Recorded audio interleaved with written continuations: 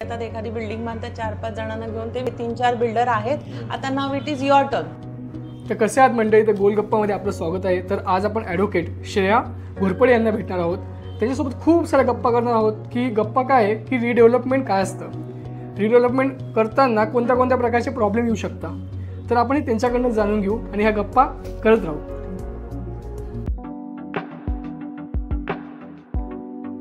श्रेयाताईंबरोबर आपण आलेलो आहे.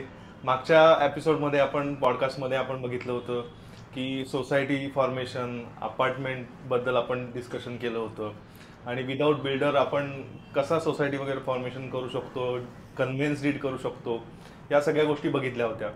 तर आजचा विषय जो आहे तो रिडेव्हलपमेंटबद्दल आहे. तर रिडेव्हलपमेंटमध्ये सध्या माहिती आहे पुण्यामध्ये भरपूर गोष्टी होत आहेत की सगळे वाडे वगैरे जुने आहेत, त्यांना रिडेव्हलपमेंटला आणायचं आहे. पण त्यावेळी काय काय प्रॉब्लेम्स आहेत त्याबद्दल आपण आज समजून घेणार आहोत. तर श्रेयाताई नमस्कार. आपले आधीचे विषय सोसायटी रिलेटेड आपले सगळे किस्से होते. पण रिडेव्हलपमेंट म्हणजे पुनर्विकास हा आता सध्या पुण्यात 80% जवळजवळ पुनर्विकासाचा प्रश्न उभा राहिलेला आहे. आणि बाहेरचं जे चाललेलं आहे ते पुण्याच्या आउटर रिंगमध्ये ते नवीन चाललंय. पण जे मेन मूळ पुणे आहे तिथं खरंच पुनर्विकासाचा प्रश्न चालू झालेला आहे आणि सुरू करतायत, नाही असं नाही. पण जसं तुम्ही मगाशी म्हणालात की पुनर्विकासही तितकाच महत्त्वाचा आहे. पण त्याबरोबर प्रत्येक सोसायटीने किंवा प्रत्येक सभासदाने एक महत्त्वाची गोष्ट लक्षात ठेवायला पाहिजे की सोसायटीचा आपण जेव्हा पुनर्विकास करतो तेव्हा सोसायटी काय गोष्टी महत्त्वाच्या आहेत. तर पुनर्विकास करण्यासाठी सोसायटीचं महत्त्वाचं म्हणजे तिचं स्वतःचं टायटल क्लिअरन्स, म्हणजे जागेचं मालकी हक्क. म्हणजे तुम्ही उद्या समजा म्हटलं की मला माझी सोसायटी रिडेव्हलप करायची, पहिला प्रश्न तुमच्या समोर उभा राहतो, मालक आहात का? जागेचे मालक असाल तर तुम्ही ती रिडेव्हलपला जाऊ शकतो. आता विषय असा आहे तो रिडेव्हलपमेंट म्हणजे नुसतं मालकी हक्क का? तर मालकी हक्कासोबतच तुम्हाला एक एक पायऱ्या पुढे जायच्या. पुनर्विकास ही नुसती एक प्रक्रिया नाही आहे, त्याच्यासोबत प्रत्येक इंडिव्हिज्युअल इन्व्हॉल्व होत असतो. कारण तुम्ही फ्लॅट घेतलेले असतात, तुम्ही तुमच्या फ्लॅटचे मालक असता, पण त्या फ्लॅटसोबत तुम्हाला जागेचं हस्तांतरण सुद्धा तितकंच महत्त्वाचं असतं.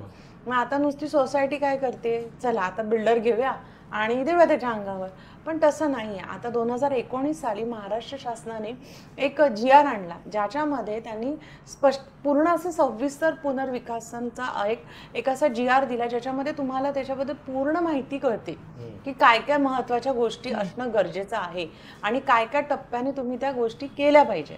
आणि महाराष्ट्र हाऊसिंग सोसायटी कायदा म्हणजे महाराष्ट्र गृहरचना सहकारी संस्था जो कायदा आहे, जो संस्थांना लागू होतो, त्या कायद्यासाठी ह्या केलेल्या तरतुदी आहेत.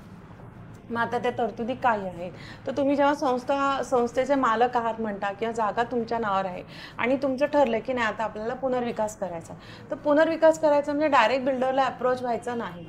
तुम्हाला त्यासाठी एक वास्तुविशारद 1972चा जो वास्तुविशारद कायदा आहे त्यानुसार तुम्हाला एखादा PMC म्हणजे प्रोजेक्ट मॅनेजमेंट कन्सल्टंट तुम्हाला अपॉइंट करायचा. मग आता याची कामं काय असतात, तर प्रोजेक्ट मॅनेजमेंट कन्सल्टंट म्हणजे एक वास्तुविशारदची एक टीम असते जी तुमच्यासाठी फिजिबिलिटी रिपोर्ट काढते, तुमच्या जागेचं फिजिबिलिटी काय आहे, त्यानंतर तुमचा सगळा एरिया किती. आता तुम्ही समजा फॉर एक्झाम्पल एखादी संस्था आहे जिला कळले तिची जागा 1000 स्क्वेअर फीट आहे फॉर एक्झाम्पल, मग तिचं पोटेन्शियल किती आहे, तिथे किती त्याच्यावरती बिल्डर कोण येईल, त्याला त्याचं किती प्रॉफिट मिळणार, यांना किती त्यांचं 1 BHKचं 2 का 3 BHK मिळणार, या सगळ्या गोष्टीचा जो अहवाल असतो, अभ्यास असतो, तेही PMC करत असते. हे सगळं झाल्यानंतर मग ते टेंडर फ्लोट करतात. टेंडरमध्ये काय असतं, टेंडरमध्ये तुमच्या संस्थेबद्दलची माहिती, तुमच्या अपेक्षा काय आहेत, तुमच्या काय काय गोष्टी आहेत, कमेन्समेंट, कम्प्लिशन, ULC आहे का, मग ULC मध्ये किती फ्लॅट तुम्हाला मिळाले, बरं त्या फ्लॅटचा तो एरिया आपल्याला बाजूला काढायचा आहे का. मग ह्या सगळ्या गोष्टीची माहिती तुम्हाला त्या टेंडरमध्ये द्यावी लागते. एकदा का तो टेंडर तुम्ही फ्लोट केला सोसायटीने, तर सोसायटीने पण तो बहुमताने करावा लागतो किंवा हां सगळ्यांना मान्य आहे, चला आता फ्लोट करा. तत्पूर्वी PMC अपॉइंट करायच्या आधीसुद्धा तुम्हाला AGM बहुमताने सर्वसाधारण सभा घेऊन, विशेष सर्वसाधारण सभा घेऊन, आत्ता आपल्याला पुनर्विकसनाला जायचं आहे अशा पद्धतीने एक ठराव पारित करावा लागतो. त्यानंतर तुम्हाला PMC अपॉइंट करावी लागते. PMC अपॉइंट केल्यानंतर मग तुम्ही या पुढच्या गोष्टी सुरू होतात.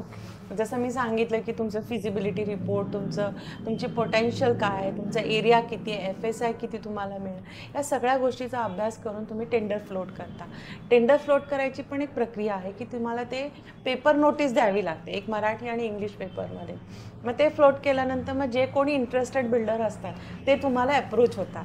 त्याच्या आधी संस्थेने आपली एक वेबसाईट ओपन करणं गरजेचं आहे. कारण जेव्हा ते बिल्डर टेंडर घेतात तेव्हा त्या टेंडरची एक विशेष अशी रक्कम असते जी सोसायटीच्या अकाउंटला देणं गरजेचं असतं.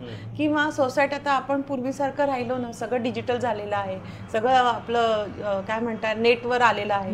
त्याच्यामुळे मग त्या गोष्टीसुद्धा तुम्हाला मेलवरती कळवणं. आता फॉर एक्झाम्पल एखाद्या बिल्डरने टेंडर घेतला तर त्याची माहिती, त्यांनी पेमेंट केलं, तो काही प्रत्येक वेळेला चेअरमॅन सेक्रेटरी ट्रेजरला जाऊन भेटू शकत नाही. मग हे सगळं तुम्हाला ह्याच्यामध्ये मेलवरती तुमचं सगळं एक डेटा तयार होतो. त्यामुळे तत्पूर्वी तुम्हाला एक मेल ID, संकेतस्थळ काढणं गरजेचं असतं. आणि त्याच्यानंतर मग ती लोक जेव्हा तुम्हाला टेंडर फ्लोट झाल्यानंतर मग जो कोणी इंटरेस्टेड बिल्डर असतो ते घेतो. मग त्याच्यामध्ये तुम्ही संस्था म्हणून त्यातले तुम्ही जे तुम्हाला बरोबर वाटतात, तुमचे राईज देणारं बिल्डर कोण आहे ते सगळं तुम्ही त्यात सिलेक्ट करता. पण त्यामधल्या काळातसुद्धा प्रत्येकाने हे बघितलं पाहिजे की बिल्डरची फायनान्शियल कॅपॅसिटी आहे की नाही, तो पूर्ण करणार की नाही. आता कधी असं बरेच बिल्डर्सचं असं म्हणणं असतं की आम्ही IT हे करणार, मग आम्ही कसं दाखवायचं नाही का, म्हणजे आम्ही दाखवलं म्हणजे आम्हाला वेगळा विषय येऊ शकतो, मग त्यावेळेला आम्ही फायनान्शियल ती शीट दाखवत नाही. तर तसं नाही आहे. तुमचं फायनान्शियल रेकॉर्डसुद्धा तितकाच महत्त्वाचा आहे, whether you are capable or not. त्याच्यानंतर तुमचे साईट व्हिजिट असतात, म्हणजे बिल्डर कुठे ऑलरेडी काम करून गेलेला आहे किंवा त्याचं काम झालं आहे. मग तिथे या संस्थेची जी काही ठराविक मंडळी असतात, म्हणजे आता रिडेव्हलपमेंटसाठी एक कमिटी संस्था स्थापन करायला पाहिजे, ती कमिटीची लोक या सगळ्या गोष्टीचा अभ्यास करते. म्हणजे फायनान्शियल असू दे, तुमचं लिगल असू दे किंवा तुमचं हे साईट व्हिजिट असू दे, या सगळ्याचा ते अहवाल पण तेही तयार करायला गरजेचं आहे. मग ज्या वेळेला टेंडर फ्लोट होतं, टेंडरनंतर बिल्डर जे तुम्ही सिलेक्ट करणार असतात त्याच्या आधी या सगळ्या गोष्टीचा अभ्यास संस्थेच्या त्या कमिटीने करणं गरजेचं असतं. आता PMC म्हणताय तुम्ही, तर PMC गव्हर्नमेंट ऑथोराइज्ड हे असतं. हा, म्हणजे ते त्यांचे ते नामतालिकेच असतात, जसे ऑडिटर असतात संस्थेचे तसे. नाही, ते आपल्याला PMC म्हणजे हे असतात ना, वास्तुविशारद, त्या लोकांच्या प्रत्येकाच्या जसं लॉयर्सचं असतं तसं ते प्रत्येक आर्किटेक्टचं पण त्यांचे नामतालिका असतात, म्हणजे लिस्ट असते. त्या पद्धतीने तुम्ही त्यांना सिलेक्ट करता. पण त्यात पण तुम्हाला पाहिजे तो 2-3 लोक घ्यायचे आणि त्यांचे रेट्स असतात. तुम्हाला कधीपर्यंत त्यांची सेवा घ्यायची, त्यांना वर्क कधीपर्यंत द्यायचं आहे तिथपर्यंत. कारण बहुतेक संस्थेचं असं होतं की आता बिल्डर अपॉइंट झाला, PMCची गरज नसते, असंही असतं. पण काही संस्था नाही म्हणतात, नाही आम्हाला शेवटपर्यंत पाहिजे, चेंजेस होतील प्लॅनमध्ये, रिवाइज झाला काय झाला, तर आमचं एक कोणतरी असणं गरजेचं आहे. आणि हे जे आपण डिस्कशन करतोय ह्याच्यात सोसायटी फॉर्म झालेली असली पाहिजे. येस, कंपल्सरी, तरच मग होणार. कारण रिडेव्हलपमेंट म्हणजे साधारणतः 30 ते 35 वर्षापूर्वीचे प्रश्न आहे की असा कोणता क्रायटेरिया आहे का की एवढे वर्ष कंप्लीट झाले बिल्डिंगला, आता रिडेव्हलपमेंट करायची? हो, कारण घसरा, कुठल्याही बिल्डिंगचा घसरा 15 वर्षानंतर स्टार्ट होतो. आता इथं मुद्दा असा आहे, जसं तुम्ही म्हणालात की कसं कळणार, तर 30 जनरली कुठल्याही बिल्डिंग 30-35 नंतर सुरूच होतात. कारण आता काही इतकं काही छान कन्स्ट्रक्शन आहे, शनिवारवाडा तर राहिला नाही की ज्याचं चालू आहे, भक्कम आहे, राहू दे वर्षानुवर्ष, तो विषय नाहीये इकडे. आताचे कन्स्ट्रक्शन तुम्ही वाड्या, आता मी बिल्डिंगची नावं पण नाही घेऊ शकत, तिथे तर असं झालं की 2000 मला वाटतं 12-13ला त्यांचं आम्ही कन्व्हिन्स केलं होतं, 12-13लाच केलं होतं. आणि आता जर का त्या बिल्डिंगची परिस्थिती बघितली ना, तर इतकी ढासळल्यासारखी झालेली आहे की नुसतं असं एक हातोडा मारला तरी सगळं सिमेंट खाली उतरून येईल, खूप परिस्थिती आहे. मग असं आपण असं म्हणू पण शकत नाही की 30 वर्ष राहू दे, 35 वर्ष, परिस्थिती पण तशी झालेली आहे. तर त्यामुळे असं नाही, पण एक 30-35 वर्षानंतर ऑलमोस्ट सुरूच होतं. ओके, म्हणजे जी कमिटी म्हटली तुम्ही, ती कमिटी येते, इन्स्पेक्शन येते, म्हणजे पहिली जी सर्वसाधारण सभा होते ना संस्थेची, की आपल्याला आता पुनर्विकास करायचा आहे. मग त्यावेळेला जी लोक, बाबा ही ऑलरेडी जी त्यांची कमिटी असते, संस्थेची वर्किंग कमिटी असते, मग त्यातलेच येतात.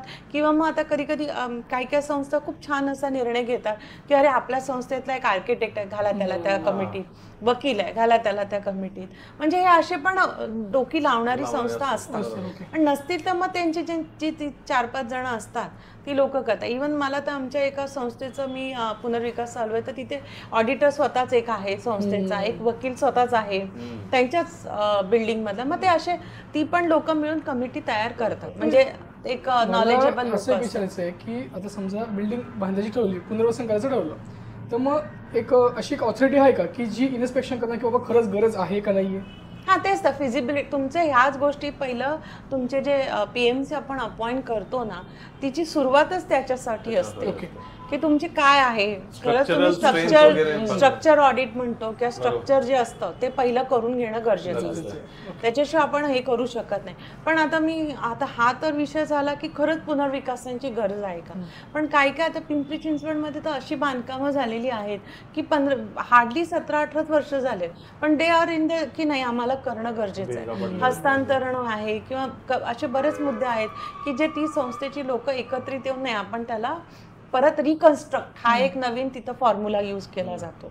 म्हणजे तुम्ही काय म्हणता रिनोव्हेट असं म्हणतो ना, घर जसं रिनोव्हेट करतो तसं रिकन्स्ट्रक्ट, म्हणजे आता 7 माळे 8-9 माळे बांधायचं आणि सोबत खालच्याचं पण थोडंसं रिनोव्हेशन करायचं. आणि एक 20-25 वर्षापूर्वी एखादी बिल्डिंग एक टाउनशिप बनली आहे, त्या टाउनशिप मध्ये एक 4 सोसायटी आहे आणि एक दुसरी सोसायटी की जी इनलिगल आहे. तर अशा सिनारिओ मध्ये काय करता येईल की रिडेव्हलपमेंट होईल का की बाबा एक सोसायटी आहे जी पूर्णपणे इनलिगल आहे पण बाकी जेवढे आहे ते लिगल आहे? आता कसं आहे, तो लेआउट सँक्शन मध्ये ती बिल्डिंग दिसली तर पाहिजे.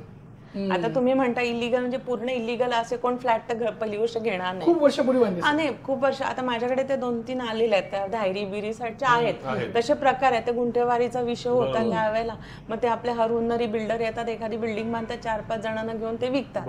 पण जर का तशी वेळ असेल तर त्या लोकांना त्यांचे लिगल डॉक्युमेंट केल्याशिवाय बिल्डर सुद्धा ते बिल्डिंग हातात घेणं चुकीचं आहे, नाही घेऊ शकत. मग त्यांचे हरुन्नरी कार्य करताना कॉन्ट्रॅक्टर बोलून उद्योग केला तर, पण कॉपरेटिव्ह हाऊसिंग सोसायटीमध्ये ते चालणार नाही. त्यांना त्यांचे डॉक्युमेंट क्लिअर केल्याशिवाय हा कायदा काय त्यांना लागू होणार नाही.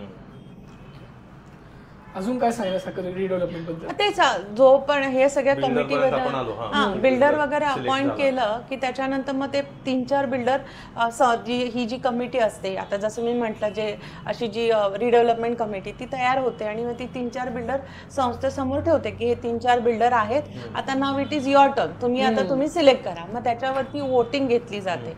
बरं ती वोटिंग कोणाच्या अंडर होते तर कन्सर्न डेप्युटी रजिस्ट्रार जे असतात कोऑपरेटिव्ह हाऊसिंगचे त्यांच्या ऑफिसमध्ये आपल्याला एक द्यावं लागतं की बिल्डर निवडीसाठी आपला एखादा प्राधिकृत अधिकारी द्या. मग तो अधिकारी येतो, त्यांचे जे काही प्रेझेंटेशन असतात बिल्डरचे ते सगळ्यांना दाखवले जातात.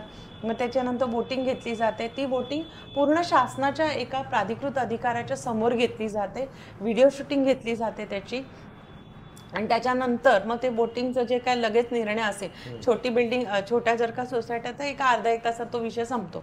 मग ते लगेच ऑन द स्पॉट त्याचं जे काय असतं ते निर्णय लोकांना कळवतात, त्याचा ठराव बनवतात, त्या ठरावाचा अहवाल होतो आणि त्या अहवालानंतर मग बिल्डरला कळवलं जातं की बाबा आता तू सिलेक्ट झालेला आहेस आणि आता तू काम स्टार्ट कर. मग त्याच्यानंतर मग LOI असतं, लेटर ऑफ इंटेंट असतं. त्याच्यानंतर तिथनंच मिनिटामध्ये प्राधिकृत अधिकाऱ्याचा अहवाल आणि त्याची NOC येते की हा बिल्डर आहे, लोकांनी याला पूर्ण बहुमताने निवडलेला आहे. LOI दिल्यानंतर मग बिल्डर आपलं स्टार्ट होतात. मग MOU होतं, मेमोरंडम ऑफ अंडरस्टँडिंग. त्याच्यानंतर मग त्या मेमोरंडम ऑफ अंडरस्टँडिंगमध्ये ठरतं की बाबा आता एवढी लोकं आहेत, मग त्यांच्या ज्या काही अटी शर्ती असतात की बाबा एवढ्या दिवसात आम्हाला एवढं भाडं मिळेल आणि या एवढ्या दिवसात आम्हाला घर खाली करायचं आहे, तर बराचसा जो भाग असतो तो कव्हर MOU मध्ये केला जातो. आणि त्याच्यातच त्यांना ठरवतात की बाबा ह्या दिवशी हे लोक घर रिकामं करणार. आणि त्याच्यानंतर मग तुमचं DAVP चालू होतं, प्लॅन सँक्शन होणं. त्याच्यानंतर मग तो किती दिवसात करणं. आता रेरा प्रोजेक्ट असतील तर रेराचं तर लिमिटेशन आहेतच, 36 महिन्याचं, ते त्यांना तेवढं करून द्यावंच लागतं. पण जनरली रेराचे प्रोजेक्ट होतात, लवकरच होतात, कारण त्यांना पण टॅक्स वगैरेचा विषय येतो, त्यामुळे तेही प्रयत्न करतात की लवकर करून द्यायचं. मग एकदा त्यांना शिफ्टिंग परत आणणं, ह्या सगळ्या गोष्टी बिल्डर सगळं ते करतात. म्हणजे ह्या सगळ्या अटी शर्ती ज्या असतात त्या MOU मध्ये त्या क्लिअर करूनच देतात.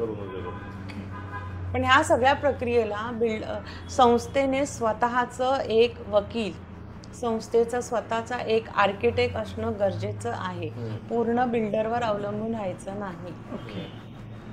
आता तेच आहे की आता हे झालं इज्जतीत सोसायटी फॉर्म झाली आहे आणि त्यांना रिडेव्हलपमेंट करायचं आहे. मेजॉरिटीचा हे तर पण महत्व आहेच हो आहे की रिडेव्हलपमेंटसाठी पण मेजॉरिटी पाहिजे की सगळ्यांनी हे करायला पाहिजे. हो त्या मेजॉरिटी जास्तीची हो मेजॉरिटी जास्तीची मेजॉरिटी. म्हणजे आता समजा फॉर एक्झाम्पल आपण म्हटलं 100 लोक आहेत, 66.66 म्हणजे 67 लोकांनी जर त्या मीटिंगला असतील तर त्यातल्या 51 लोकांनी तरी तिथं बहुमत दिलं पाहिजे. तरच ते असा हा redevelopmentला एक जाणार. कॅल्क्युलेशन आहे. ओके, म्हणजे जितके % लोक असतील त्याच्या विहोप 51% कोरम असतो. कोरम 66.66 आहे म्हणजे 67, 100 67. मग त्याचा कोरम 51 म्हणजे 51ची संख्या तरी पाहिजे आपल्याकडे. आता मी जसं लास्ट टाइम आपल्या इंटरव्ह्यू मध्ये एक विषय काढला होता की 3 ऑक्टोबरला 2023ला महाराष्ट्र शासनाने एक GR पारित केला की अपार्टमेंटच्या संदर्भात की जर 51% लोक जर का हे करत असतील, मेजॉरिटीमध्ये रिडेव्हलपमेंट करत असतील तर करू दे, पण जर का त्यातला कोण अडकत असेल तर त्याला तुम्ही काढू शकता. पण तसं होत नाही, कारण का तर त्यांचं जागेचं अस्तित्व आहे. पण इथे संस्थेमध्ये तसं होत नाही. संस्थेची लोक करतात, येतात एकत्र, कारण इथे ही प्रक्रिया इतकी व्यवस्थित सुलभपणे सांगितलेली आहेत. पण असतात त्यात पण 1-2 दुःखी आत्मे निघतात, करतात उद्योग, नाही असं नाही. आता हे झालं सोसायटी फॉर्म झाली आणि त्यांना हे करायचं, पण त्यांची सोसायटीचं फॉर्म झालेले नाहीये आणि अशा काही गोष्टी केल्याच नाहीयेत. पण आता म्हणजे रिडेव्हलपमेंटचे पर्याय नाहीये, कारण आता काहीतरी ढासळ झालेली आहे.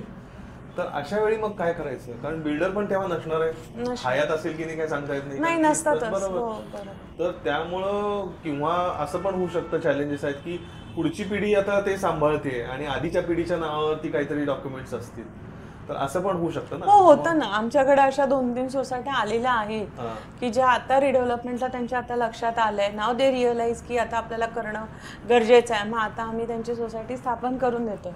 मग ते बिल्डरला जात नाही विचारायला, कारण बिल्डर मग काय म्हणणार, बिल्डिंग आता तू रिडेव्हलपमेंटचं काम आम्हालाच दे.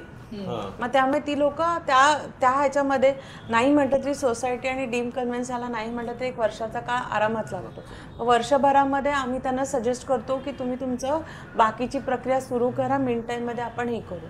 किंवा कधी कधी काय सोसायट्या अशा असतात की 100% एका बिल्डरला अप्रोच झालेल्याच असतात की बाबा ठीक आहे, आम्हाला हा बिल्डर आवडलेला आहे तर आम्ही याच्याबरोबर जाणार. मग ते बिल्डर स्वतः सुद्धा त्यांना अप्रोच होतात, ठीक आहे तुम्ही सोसायटी वगैरे जे काय असेल, कारण संस्थेच्या लोकांकडे इतका पैसा नसतो की सोसायटी, डीम कन्व्हेन्स किंवा प्रॉपर्टी काढला नाही, सगळ्या 3 प्रक्रिया ते करू शकतात. मग ते ज्या बिल्डरला आणतात ते बिल्डर जर का यांना करून द्यायला तयार असतील तर ते सगळा जो काही कमर्शियल पार्ट असतो तो सगळे बिल्डर करून देतात आणि मग संस्थेचा पुनर्विकास बऱ्यापैकी इझिली होतं. म्हणजे म्हणतात ना, हँड इन ग्लोव्ज मध्ये चाललेलं असतं त्यांचं. म्हणजे थोडक्यात पहिल्यांदा सोसायटी फॉर्म करायची, मग रिडेव्हलपमेंट करत हो, कारण तुम्हाला एक एंटिटी मिळते ना. आता तुम्ही इंडिव्हिज्युअल कसे अप्रोच होणार? आता जसं तुमचा मागाचा प्रश्न होता, काहीच नाही झाले, मग त्यांचं आपण त्यांना आयडेंटिटी काय देणार? इंडिव्हिज्युअल पर्सन, ठीक आहे तुमचा फ्लॅट आहे, मग ते फ्लॅट आहे म्हणजे तुम्ही जागेचे मालक नाही ना. बिल्डर काय बांधणार आहे? फ्लॅट नाही, जागेत वर तुमचे फ्लॅट बांधणार आहे. त्याच्यामुळे 20 वर्षापूर्वीची बिल्डिंग आहे आणि 20 वर्षापूर्वीचं बांधकाम आहे, आता पुनर्वसन करायचं आहे, तर त्या सिनेरिओमध्ये आपण पूर्ण प्लॅन चेंज करू शकतो नवीन डेव्हलपमेंटसाठी. हो, नवीन डेव्हलपमेंट पूर्णच ते डिमॉलिशच करणार, डिमॉलिश करून मग नवीन प्लॅन येणार, नवीन सँक्शन प्लॅन करणार, कारण परत मोजणी होणार. आता मेट्रोचं काम चालू आहे, मग एकचा FSI आहे, मेट्रोचा आहे, किंवा आता लोकांचे आता इथं कोथरूडलाच माझ्या 2 सोसायट्या आल्यात तशा, तर त्यांचं जे मेट्रोचं जे कॉर्नरचं डायरेक्ट ते जे मेन ऑफिस असतं तेच आत गेले. मग त्याचा त्यांना 1.5 का 2चा FSI काहीतरी मिळालेला, आय एम नॉट शुअर 1.5 का 2 आहे तो. मग ते त्यांच्या प्रॉपर्टी कार्डला ते मायनस होऊन आलेलं आहे. मग जेव्हा ते कधी रिडेव्हलपमेंटला जाते that time they can utilize. म्हणजे ते मग ते काय म्हणतात ते अशी काय म्हणतात राईट साईडला नव्हतं, उभीच्या उभी एकच स्टँड अलोन बिल्डिंग होणार. मग ते तशा गोष्टी तिथं मॅनेज केल्या जातात. रिडेव्हलपमेंट मध्ये मग आधीचा FSI आणि जो होता डेव्हलपमेंटच्या वेळी त्याच्यानंतर नक्कीच FSI वाढून मिळणार, त्यामुळे तो एरिया पण आपल्याला चांगलाच मिळतो. कारण ते कधी जेव्हा तुम्ही प्लॅन सँक्शन करायला देता त्यावेळेला ते तुमचं कळतं की किती काय वाढणार आहे. जनरली शासनाचे GR येतात की हा आम्ही ह्याला ॲक्वायर केलाय, मग त्यावेळेला त्या संस्थेच्या लोकांना पण ते कळवतात. जसं मेट्रो जिथं चाललेली आहे ते त्यांना कळवतात की हा एवढा एरिया आम्ही घेणार आहोत. मग त्याच्या बदल्यात जेव्हा ते रिडेव्हलपमेंटला जाणार तेव्हा त्याचं ते युटिलाइज करू शकतात. 15 मजली बिल्डिंग आहे आणि त्याला 20 मजली बांधायची रिडेव्हलपमेंट मध्ये, तर मग त्याचं जी मालकी हक्क असतो, जे नवीन फ्लॅट आता बनत आहे त्याचा सोसायटीकडे मालकी हक्क असणार. मालकी सोसायटीकडे असणार, पण डेव्हलपमेंट ॲग्रीमेंटमध्ये बिल्डर काय करतात, तुमचे 15 फ्लॅट आहे, तुमचा विषय संपला, वरच्याचा बिल्डरकडे राहतो, कारण तो एवढं काय आपल्याला फ्रीमध्ये तर बांधून देणार नाही. त्याचं सगळं तो वरचं जे काय ॲडिशनल करणार त्याच्यात तो त्याचा आपल्याला घेऊनच करणार. ओके, म्हणजे जी शेअर प्रॉफिट असतो तो बिल्डर घेणार. येस, कारण तो सगळंच खर्च करत असतो ना. आता जसं आता सोसायटी फॉर्म, आता त्याला ऍक्च्युली कसं आहे की सोसायटी फॉर्म करता येते, कारण का विदाउट बिल्डर आपल्याला ते शासनाने दिलं, त्यामुळे डीम सोसायटी. पण deem society deem society without builder society. त्यानंतर मग कन्व्हेन्स करायचा, डीम कन्व्हेन्स करायचा, मग प्रॉपर्टी काढला किंवा सातबारा आणि मग रिडेव्हलपमेंट. ही एक प्रोसेस जशी आहे तशी करून मगच त्याला करायला लागणार. हो, म्हणजे आलं मनात आणि गेलं नाही, दुकानात असं नाही. ते काय होतं पूर्वी बऱ्याच, आता तुम्ही हा प्रश्न जो आहे ना, हा सगळ्या आपल्या जुनं पुणं आहे त्या लोकांना फार उभा राहिलेला आहे. आणि तिथं विषय असा आहे की तिथं FSI वाढलेला नाही, तिथल्या तिथे आहे, आणि बिल्डरला काही अप्रोच पण नाही आहे, आणि तिथे बरेच रेस्ट्रिक्शन्स पण आहेत. त्याच्यामुळे तिथं बिचारे त्या लोकांना वाटतं रिडेव्हलप करावं, पण बिल्डर अप्रोच होत नाही. अशा पण काही बिल्डिंग आहेत. आणि हा सगळा जो मेन प्रकार आहे तो पेट साईट मध्ये खूप चाललाय. तिथं तर सध्या म्हणजे या गोष्टी पाहिजेतच, कारण लोकांना राहायला पण प्रॉपर जागाच आणि जुने झालेत सगळे भाडे किंवा हे, त्यामुळे नाहीच आहे, कॉम्प्लिकेशन्स आहेत. खूप कॉम्प्लिकेशन. म्हणजे माझ्याकडे गणेशपेठमध्ये एक अशी सोसायटी आहे, पूर्वी असा 3 भावांचा वाडा होता, आणि काय म्हणजे म्हणतात ना, अर्धा तू अर्धा मी मधला मी, असं तिघांनी घेतलं आणि तिघांनी 3 बिल्डर लावले. आणि त्या बिल्डरने इनिशियली नाही का उत्साहाच्या भरा हो केलं, आणि आता ते कामही नाही झालं आणि काही नाही, तर तसं स्टे पडलेलं आहे. कारण काय झालं, ह्याला वाटतं ह्याने वापरलं FSI, ह्याचं त्याला वाटतं त्याने वापरलंय, आणि ते तसंच अर्धवट काम पडलेलं आहे. म्हणजे हे जे म्हटलं ना तुम्हाला, सोसायटीने काय नाही, त्यांचेच गेले बांधायला बिल्डर बरोबर, तो विषय तिकडे आम्ही बघितला. आता रिडेव्हलपमेंट मध्ये कसं होतं की आता कसं असतं की समजा 50 लोक आहे, 50 लोकांची बिल्डिंग आहे, रिडेव्हलपमेंट करायची आहे, त्यातली 20 लोकांचं कसं असतं की बाबा मी आत्ताच फर्निचर केलंय, मी कशा रिडेव्हलपमेंट करू. मग असं काही आहे का की बाबा जेव्हा सगळेजण तयार होत आहे की डेव्हलपमेंट करायची आहे आणि बाकी जण तयार होत नाहीये पण खूप गरजेची आहे, तर गव्हर्नमेंट त्याच्यावर ऍक्शन घेऊ शकतं का की बाबा. हा, मग त्यावेळेला पजेशनसाठी तुम्हाला कॉपरेटिव्ह कोर्टात टाकावं लागतं. कारण कसं होतं, हे आता म्हणजे तुम्ही जसं म्हणालात की फर्निचर मी आत्ताच केलंय आणि मी कसा जाऊ, मग अशा 10 मधला एक तरी निघतो, प्रत्येक संस्थेत निघतो ना. तर त्यावेळेला मग बाकीचे जर का तुमचे एकमताने करत असते तर तुमची सायमल्टेनियसली प्रोसिजर चालू ठेवायची, आणि नंतर मग पजेशनचा जो सूट असतो आपल्याला पजेशन घेण्यासाठीचा, तो मग कॉपरेटिव्ह कोर्टात करून ते करावं लागतं. कारण की कसं डायरेक्ट बिल्डर कोणाला बाहेर काढू शकत नाही, ते प्रॉपर आपली जी काय न्यायिक प्रक्रिया ती पूर्ण करूनच बाबाला बाहेर काढावं लागतं, असा विषय. आजकाल बरेच केसेस वाढले असे की बाबा रिडेव्हलपमेंट करायच्या पहिलेच की बाबा ह्या जागेमध्ये मला मंदिर पण पाहिजे, स्विमिंग पूल पण पाहिजे, म्हणजे जे होऊ शकत नाही त्याच्या मागे लागतं. कारण कसं होतं, जागा असेल तर बिल्डर पण बांधू शकतो, नसेल तर तुम्ही काय अपेक्षा करणार ना. आणि आतला जो मेन मधला पूल आहे त्याच्यात तर नाहीच पॉसिबल आहे, आणि तिथं जे धंदेवाली लोक आहेत तेच तिथं राहतात. आपल्यासा म्हणजे ज्यांना ऍक्च्युली जो निवांत राहणार पाहिजे ते तिथं जाऊन राहणार नाही, आणि तिथं अम्युनिटीज तर तिथं अपेक्षाच करू नये. स्विमिंग पूल तर दूरचीच गोष्ट आहे, रस्ता मिळाला तर मोठी गोष्ट आहे असं. आणि आता हे ना की आधी जे रिडेव्हलपमेंट मध्ये आता पेठेमध्ये वाडे होते, तिथं भाडेकरू होते, आणि आता त्यांची किती रुपये वगैरे, 3 रुपये 10 रुपये किंवा वाढून 30 रुपये 50 रुपये लास्ट. पण त्यांचे छानपैकी पुण्यामध्ये इकडे तिकडे त्यांचे फ्लॅट्स आहेत मोठे मोठे. पण असे पण होतं ना की बाबा जर काही झालंय, प्रॉब्लेम आहे, पण तिथं आम्ही रेंटवरती होतो, त्यामुळे आता आम्हाला पण तिथे जागा पाहिजे आहे ना. मागतात कारण काय होतं, जो तो कोणालाही, आता मी तर बघते ना, आता माझी एक क्लायंट होती, म्हणजे खूप आधीची गोष्ट आहे, तिच्या आईची जागा होती, म्हणजे आईच्या माहेरून मिळालेली, आणि ही बाई आता दॅट लेडी इज ऑलमोस्ट 75 वर्षाची. त्यांना आत्ता कळालं त्यांच्या आईचं नाव तिकडे, मग त्यांनी त्यांचा अधिकार म्हणून मागायला गेले, आणि दॅट इज हार्डली 100 स्क्वेअर फीटाची जागा आहे. बट त्या 100 स्क्वेअर फीटावरती त्यांनी त्या आईचं नाव एकटीचं ना म्हणजे 8 का 10 भावंड तो काळ तसला. बरोबर. त्या 8 त्या 10 लोकांना 100 वरती हे एक अशा पद्धतीने सगळे चालूच आहे त्यांचं. त्यामुळे म्हणजे इनिशियली सिम्पल वाटणारी गोष्ट इव्हन बिल्डरला पण हे नंतर असे फाटे फुटून ते लेंदी होऊ शकते आणि त्यामुळं जी लोक ऍक्च्युअली विस्थापित झालेली आहेत त्यांना पण वाट बघायला लागते. नाही पण कसं आहे जेव्हा रिडेव्हलपमेंटचा विषय येतो तेव्हा सोसायटी पहिलं बारकाईने त्यांनी बघितलं पाहिजे प्रत्येकाचे फ्लॅटचे पेपर क्लिअर आहेत का आणि लिगली असं. आणि म्हणजे मी तर ह्या पुढे जाऊन असं म्हणेन की सोसायटीची का individual being a flat owner तुमची पण जबाबदारी आहे ना. तुम्ही सोसायटीला ब्लेम नाही करू शकत की माझे वडील वारलेत माझ्या वडिलांनी भावंडांनी तुम्ही सोसायटीने नावला नाही. सोसायटीला स्वप्न नाही पडत तुम्ही तुमचे कागदपत्र घेऊन तिथं द्या म्हणजे ते तुमच्या नावाचं शेअर सर्टिफिकेट चेंज करून देतील. म्हणजे मग त्या पद्धतीने तुम्ही बिल्डरकडे जाऊन अप्रोच होता ना. म्हणजे प्रत्येकाची न्यायिक आणि वैयक्तिक जबाबदारी येते की मला जाऊन कळवलं पाहिजे. एक पूरग्रस्त सोसायटी समजा आणि पूरग्रस्त सोसायटीमध्ये समजा 5 रुपयाला मिळालेली गोष्ट आहे, 5 रुपयाला एखादा फ्लॅट मिळाला किंवा एखादा बंगला मिळाला आणि काही वर्षांनी समजा रिडेव्हलपमेंट करायचं ठरवलं सोसायटीने तर ती 5 रुपयाची किंमत 15 रुपयाने विकू शकता. म्हणजे किती काळ गेला त्याच्यावर आहे. म्हणजे त्यानुसार मार्केट कारण रेडी रेकनर रेट पण वाढत असतो ना. व्हॅल्युएशन तुमचं वाढत असतं. आणि आता कसं आहे रेडी रेकनर रेट आता जसं मी प्रत्येक वेळेला सांगत असते की आजचा जो भाव आहे तो तुम्हाला 3 वर्षांनी मिळेलच असं नाही ना. वाढलेला असेल. आता गेले 3 वर्ष तर रेडी रेकनर मध्ये काही बदल झालेला नाहीये. तो ह्या ऍप्रिल आपल्याला आता पुढच्या वर्षी कळेलच शासन काय करते काय नाही. तसं आहे म्हणजे शासनाने एखादी जागा दिली समजा तुम्हाला राहायला का तर तुम्ही पूरग्रस्त झाले विस्थापित तर तिथे त्या लोकांना तीच जागा जी 5 रुपयात मिळालेली आहे ती 15 रुपयात विकता येईल. 15 रुपयात विकता येईल की नाही हा कारण शासनाने दिलेली आहे. शासनाने देताना व्यवस्थित कागदपत्र केली असणार आहेत की बाबा तुम्हाला कारण कसं आहे कुठली आता म्हाडाच्या वगैरे पण बघा तुम्ही त्यांच्या अटी शर्ती असतात की 15 वर्ष 10 वर्ष तुम्ही विकू शकत नाही.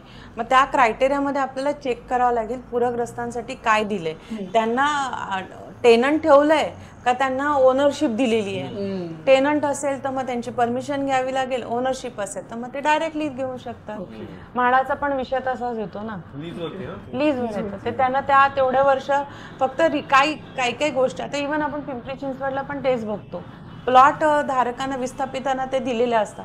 मग ते हस्तांतरणाचा विषय परत PMRD कडे येतोच आणि मग ती लोक मग मागतात ना की आम्हाला आमच्या नावावर करून पाहिजे. मग ती जी काही स्टॅम्प बसते किंवा जी काही ती असते काय म्हणतात स्टॅम्प ड्युटी जी बसते व्हॅल्युएशन वरती मग ती त्या सोसायटीवाल्यांना द्यावी लागते.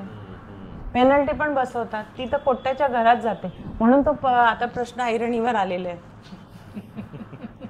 लोकांनी करायचं तर काय करायचं डेव्हलपमेंटला तर जायला लागणार. डेव्हलपमेंटला म्हणजे मी म्हटलं ना आपण तो एक असा प्रत्येक टप्प्याटप्प्याने ती गोष्ट पूर्ण करणं गरजेचं आहे. म्हणजे नुसतं आहे बिल्डिंग जुनी झाली चला देऊया रिडेव्हलप नाही तुम्ही. कारण काय होतं उद्या भविष्यात जर का तुम्ही असंच कुठेतरी उचलला आणि एखाद्या बिल्डरकडे दिलं उद्या त्या बिल्डरचे जर काय फायनान्शियल लिगल ह्या सगळ्या जर का कंडिशन नसतील तर आपणच अडकतो ना त्याच्यामध्ये.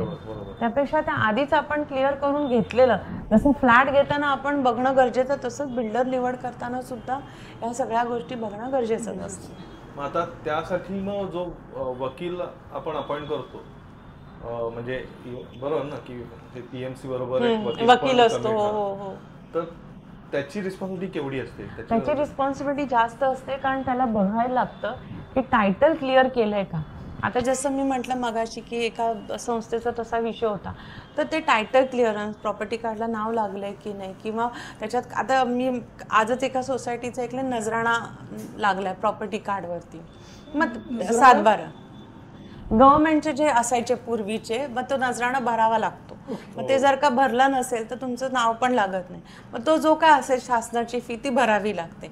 मग ह्या सगळ्या गोष्टीची पूर्तता संस्थेतर्फे सगळं करून एक मग तुम्ही ते PMCला द्या की बाबा हे असं नाही असं क्लिअर आहे नाव we can float the tender. म्हणजे जेव्हा आपण टेंडर फ्लोट करतो तेव्हा सोसायटी सगळ्या बाजूनी क्लिअर आहे अशा पद्धतीनेच देणं गरजेचं होतं. कारण काय होतं जर का तुम्ही तसं नाही दिलं बिल्डर ठीक आहे घेतील पण उद्या तो जो काही वेळ जाईल ना तो त्यांच्याकडनं मग आपल्यासाठी तो हानिकारक आहे. कारण जिथं आपण 2 वर्ष कमिट करतोय तिथं हे बिल्डरच आपल्याला म्हणे तुमचं हे क्लिअर नव्हतं ते क्लिअर नव्हतं म्हणून 2चे 3 लागले 3चे 4 लागले.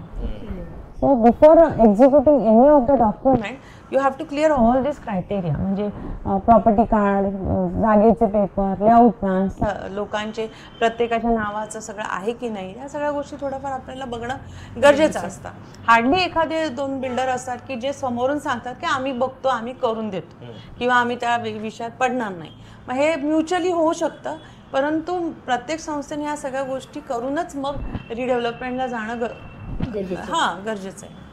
म्हणजे रिडेव्हलपमेंटमध्ये असं नाही होत की एखादा जुना बिल्डर म्हणजे जिने ऑलरेडी बांधलेली बिल्डिंग आहे आणि एखाद्याला रिडेव्हलप करायची नवीन बिल्डर शोधायचा आहे, त्या जुना बिल्डर त्रास देऊ शकतो. जर का तुम्ही त्याचं डीम कन्व्हिन्स किंवा काही केलं नसेल, त्याचं नाव तसंच तिथं दिसत असेल, तर तो म्हणू शकतो की मला तुम्ही घ्या, अपॉइंट करा, मी तुमचं करून देतो. किंवा त्यांचं एक असतं ना की आम्हीच बांधली ना, मग आम्हालाच द्या. काही लोक तसे, म्हणजे मध्ये 2-3 महिन्यापूर्वी माझ्याकडे एक केस होती की त्यावेळेला बिल्डरने तो क्लॉजच टाकला होता ॲग्रीमेंटमध्ये की रिडेव्हलपमेंट मी करणार आणि एक्सेप्ट केला होता न बघता. आता उत्साहामध्ये तुम्ही फ्लॅट घ्यायला जाता, साधी गोष्ट आहे ही. माणसाची एक टेंडन्सी असते की नवीन वस्तू घ्यायला. तर साधा मोबाईल जरी आपण घ्यायला गेलो, 5GB आहे, चांगला आहे, टच स्क्रीन आहे, ओपन फ्लॅप, लगेच ते बघतो. आत काय ते जातच नाही ना बघायला. तोच विषय इथे येतो. एक्झिक्यूट करताना आत काय लिहिलंय वकिलाला दाखवायची पण कोण तसदी घेत नाही. मग बिंदास सगळ्याच्या सही करून जातात. हा, सगळ्या ठिकाणी असे असतातच, एवढे क्लॉजेस असतातच बाय डिफॉल्ट. माझा चेक करणं गरजेचं आहे. माझा कोणतरी अमुक ढमुक तिथे राहतोय बरं का, चांगला बिल्डर आहे, या गोष्टीमुळे बरेच लोक फसतात. खरे फसतात. मग आता अपार्टमेंट झालीये आणि ते रिडेव्हलपमेंटला द्यायचंय, तर त्याच्यात जर अपार्टमेंट मध्ये माहितीये की बिल्डरचा थोडाफार स्वार्थ असतो किंवा त्यांना स्वतःकडे ठेवलेलं असतं, तर त्या बिल्डरला आपल्याला द्यायचे नाहीये काही रिडेव्हलपमेंटसाठी. आणि त्याचं कुठेतरी पार्किंग आहे वगैरे, त्याची एंटिटी आहे, कॉमन आहे, कुठेतरी ठेवतात. तर मग त्यावेळी कसं आहे, मग त्यावेळी आपल्याला कसा अप्रोच करायचा की हा बिल्डर मला नको आहे, आणि त्यावेळेला सगळ्यांनी एकमताने ठराव करणं गरजेचं आहे. पब्लिक इंटरेस्ट, तुमचा इंटरेस्ट ॲट लार्ज हा महत्वाचा असतो. आणि जर सगळ्यांनी म्हटलं आम्हाला नको आहे बिल्डर, कारण बिल्डर निवडायची प्रक्रिया ही तिथं राहणाऱ्या सभासदांवर असते. ते बाहेरून येऊन कोणी प्रेशराईज नाही करू शकत त्यांना. म्हणजे अपार्टमेंटला सोसायटी बनणं गरजेचं नाहीये की सोसायटी बना आणि मग रिडेव्हलपमेंटला जा. नाही, अपार्टमेंट त्यांचं पण करतात, त्यांचं चालू असतं प्रक्रिया, ते जो तशीच राबवतात. पण इथं कॉपरेटिव्ह हाऊसिंगचा एक प्राधिकृत जो GR आहे 2001, तो त्यांना तिथं काही लागू होत नाही. कारण कारण हा कॉपरेटिव्ह हाऊसिंगचा आहे आणि त्यांचं कसं आहे, त्यांचं रिडेव्हलपमेंटसाठी ते पण PMC अपॉइंट करू शकतात, डॉक्युमेंट करतात ते. पण ते जसं इकडचा प्राधिकृत अधिकारी जाऊन तिथं लक्ष देईल, तर तसलं काही होत नाही. ओके. मग असे काही असं अजून काही उदाहरणं आहेत का की परत तसंच की कस लागलाय? नाही, लागतो ना. मी सांगू का, प्रत्येक रिडेव्हलपमेंट केसमध्ये कस हा लागतोच. कारण कसं होतं, तर 10 लोकांची एक सोसायटी होती, आम्ही इथं मेरियट हॉटेलच्या इथे केली होती. तिथे 9 लोक खूप छान होती, एकच होते. आणि त्यांचा विषय असा होता की इमोशनल, माझे तिकडचे जागेच्या बद्दलचं प्रेम, आणि सगळे सिनियर सिटीजनच होते. मग त्यावेळेला PMC त्यांना अप्रोच होऊन समजून, बाबा ठीक आहे, जायचं तर तू जाणं येणं सगळं आम्ही बघतो. मग ते थोडेसे शांत झाले. पण नाही का, तोवर सोसायटीचा MOU झाला होता, बऱ्यापैकी कव्हर झालं होतं.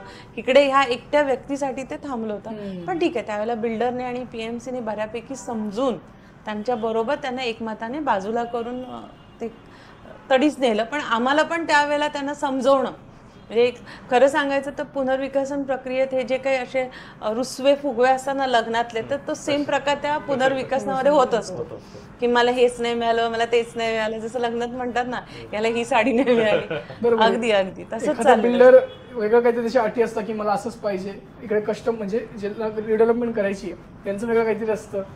नाही, ऍक्च्युली कसं होतं, जोवर बिल्डर निवडलेला असतो ना, तोवर बऱ्यापैकी क्लिअर झालेलं असतं लोकांना काय पाहिजे आणि बिल्डर काय देणार आहे. हे ऑलमोस्ट क्लिअर होतं जोवर तुम्ही बिल्डर निवडलेला असतो. मग तिथपर्यंत येऊन बरेच थांबतात. पण 100त एक तरी कोणतरी असतो की म्हणतात ना, एक ऍडिशनल हव्यास असतो, मला अजून मिळालं तर, मी रुसलो तर काय मला मिळेल. जसं लहान मुलं नाही का, एक करून ते बघूया काय होतं, एक चॉकलेटच्या 2 चॉकलेट मध्ये तर काय वाईट आहे. असेही काय काय असतात, नाही असं नाही. पण त्यावेळेला माझं एकच सांगणं आहे की तुम्ही असं जेव्हा करता तेव्हा तुम्ही शेजार धर्म कुठेतरी हर्ट करत असता. आणि 99% लोक एका साईडला आणि तुम्ही एकटे आहात. आणि आज जरी तुम्ही ह्या पैशासाठी असता तरी एवढे वर्ष तुम्ही एकत्र राहिलेली सगळी मनं पण तुम्ही दुखावत असता. जसं माझी एक आता मोठा रिडेव्हलपमेंटचा प्रकार चालला होता, त्यावेळेला डेप्युटीकडे ती केस होती. त्यावेळेला मी त्याच्या तक्रारदार होते, त्याने एकच सांगितलं होतं, सर म्हटलं 4 खांदे असतात माणूस वर गेल्यावर, 2 खांदे नातेवाईकाचे पण 2 शेजारचे लागतात, ते 2 खांदे तुम्ही आता रुसवून ठेवलेत. ते हसायला लागले म्हणे काय मॅडम. म्हटलं कारण कसं असतं रिडेव्हलपमेंटमध्ये मला मिळणार आहे, अजून काय मिळेल, अजून हा हव्यास नसावा. तुमच्या ऍक्च्युअली तुमच्या प्रॉपर्टीची फिजिबिलिटीवरती तुम्हाला मिळणार आहे, अजून तुम्ही किती अपेक्षा करणार. बरोबर, म्हणजे 2 BHK तर 2.5 2.5 मिळेल, 3 मिळेल. बिल्डर त्यांच्या पोटेन्शियल प्रमाणे तुम्हाला देत असतात. तिथपर्यंत तुम्ही जर का शांत राहिला तर तुम्ही सगळ्यांच्या बरोबर असता. पण जर का तुम्ही ऍडिशनल मागितलं तर ह्या सगळ्यांच्या नजरेत तुम्ही उतरता. पण हे प्रत्येकाच्या मेंटॅलिटीवर आहे, पैसा पाहिजे की माणसं पाहिजे. सरते शेवटी मी एकच सांगेन की शेवटी तुमच्यावरच असतं की तुम्ही माणसं घेऊन काम करणार का पैसा घेऊन बाजूला होणार. बरोबर, कारण की जे 4 दिवस आहे म्हणजे आता ही जी प्रोसेस आहे ते 4 दिवसानंतर सोबतच राहायचंय. एक्झॅक्टली. 3 वर्ष तुम्ही बाजूला पडाल, पण 3 वर्षांनी परत त्याच बिल्डिंग मध्ये येणार. म्हणजे जेव्हा तुम्ही रस्त्याने जाणार तर तोच म्हणणं ना आणि हाच तो ज्याने एक्स्ट्रा घेतलंय, तो त्याच्या नातेवाईकांना पण सांगेल की यानेच त्रास दिला. एक्झॅक्टली. असं असतं ते. तर ह्याच नोटवरती आपण इथं थांबतोय. इतकी छान माहिती मिळाली रिडेव्हलपमेंटच्या वेळी. नक्की सगळ्या गोष्टींचा आता जो डिस्कशन झालाय त्याचा विचार करा आणि सगळ्या बाजूनं विचार करून एकत्रितपणे जास्तीची मेजॉरिटी या पद्धतीनं डिसिजन घ्या. सो इथंच थांबतोय. नमस्कार. थँक्यू ताई, धन्यवाद. धन्यवाद.